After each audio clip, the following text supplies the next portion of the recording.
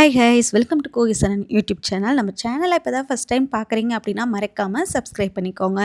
இன்றைக்கி பார்த்தீங்கன்னா சென்னை வந்திருக்கோம். எதுக்காக அப்படின்னா ஜீ தமிழில் தமிழா ஷோக்காக வந்து இன்வைட் பண்ணியிருந்தாங்க. ஸோ அந்த ஷோக்காக நாங்கள் வந்து இன்றைக்கி வந்திருந்தோம். ஸோ ஃப்ரைடே நைட்டே வந்து பஸ் ஏறியாச்சு. ட்ரெயினாக இருந்திருந்தால் குழந்தைங்கள கூட்டிகிட்டு வந்திருப்போம். பஸ்ஸுங்கிறனால நான் குழந்தைங்கள விட்டுட்டு நானும் மாமா மட்டுமே வந்திருந்தோம்.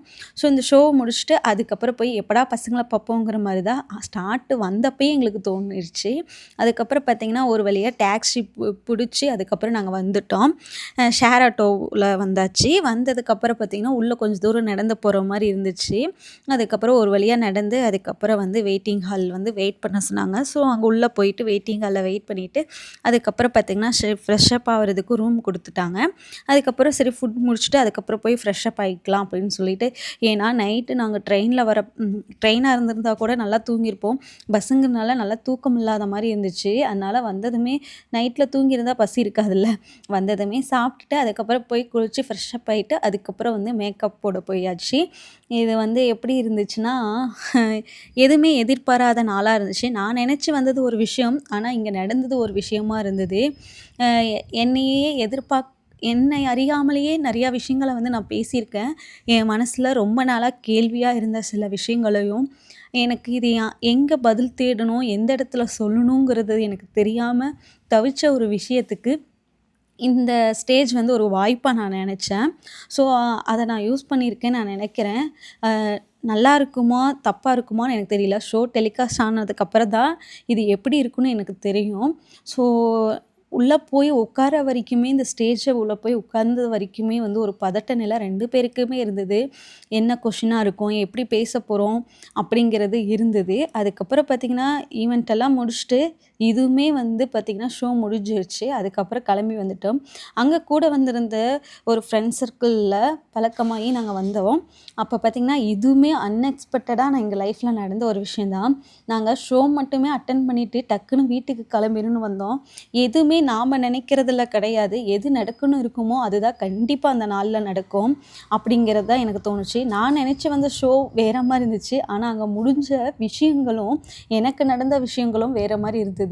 ஸோ எதையுமே எதிர்பாராததை எதிர்பாருங்கள்னு சொல்கிற மாதிரி இன்றைக்கி டேவே அப்படி தாங்க இருந்துச்சு. இன்றைக்கி நாங்கள் இந்த மாதிரி விளையாடுவோம், இப்படி பீச்சில் உட்காந்துருப்போன்னு கூட எங்களுக்கு தெரியாது. ஆனால் இதுவுமே நடந்தது. பசங்களை விட்டுட்டு வந்ததுனாலேயே என்னமோ எங்களுக்கு அங்கே எதுவுமே சாப்பிட பிடிக்கல.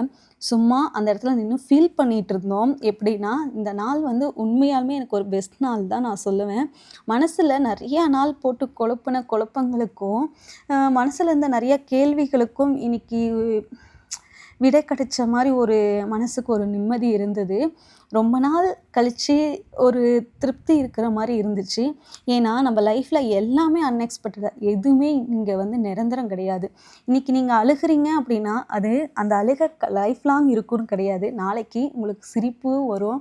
அதுக்கப்புறம் சோகம், கவலை எல்லாமே மனுஷங்களுக்கும் இருக்கும். எல்லாத்துக்குமே அந்த கவலைகள் எல்லாமே இருக்கும். அதையவே நம்ம நினச்சிட்டு விட்டுறதை விட காலம் பதில் சொல்லுங்கிற மாதிரி அதை வந்து கடந்து போயிடணும். அந்த மாதிரி தான் நான் கடந்து வந்த சில கவலைகளுக்கு இன்றைக்கி என்னை அறியாமல் நான் நிறையா விஷயங்களை நான் கேட்டிருக்கேன், நான் பேசியிருக்கேன்.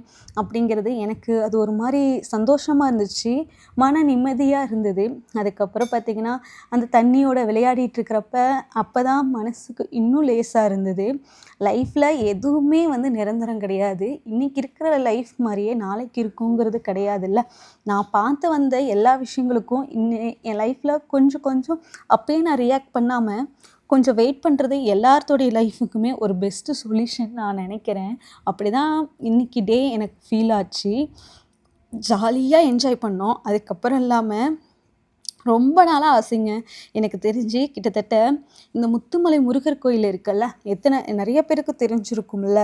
இல்லைன்னா அது வந்து இப்போ ஒரு சாதனையாக இருக்கிறதுலையே முருகர் சிலை இங்கே தான் வந்து பெருசு அப்படிங்கிற மாதிரி இருக்குது. ஸோ அந்த இதை வந்து நாங்கள் பார்க்கணுன்னு ரொம்ப நாளாக நினச்சிருக்கோம். அதுவுமே இந்த நாள்லேயே நான் பார்த்தேங்கிறது இதுவுமே எதிர்பாராத விதமாக இருந்தது. ரொம்ப மனசுக்கு சந்தோஷமாக இருந்தது.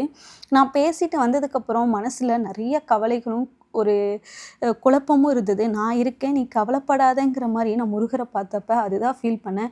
எது நடக்குன்னு இருக்குமோ அது கண்டிப்பாக நடக்கும். யாரும் எந்த ஒரு விஷயத்தையும் நினச்சி கவலைப்படாதீங்க. எல்லாமே கடந்து போகும்.